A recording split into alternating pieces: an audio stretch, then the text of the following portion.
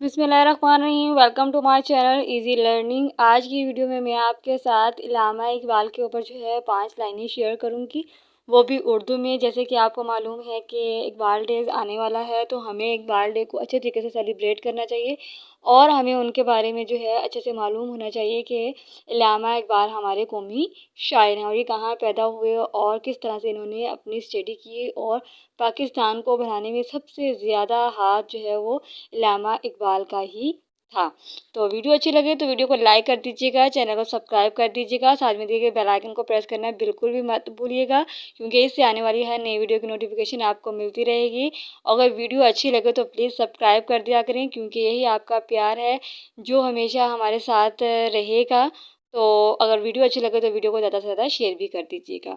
तो इंशाल्लाह मिलेंगे एक नए टॉपिक के साथ, एक नई वीडियो के साथ। तब तक आप अपना बहुत सा ख्याल रखिएगा और इस वीडियो को लाइक कर दीजिएगा।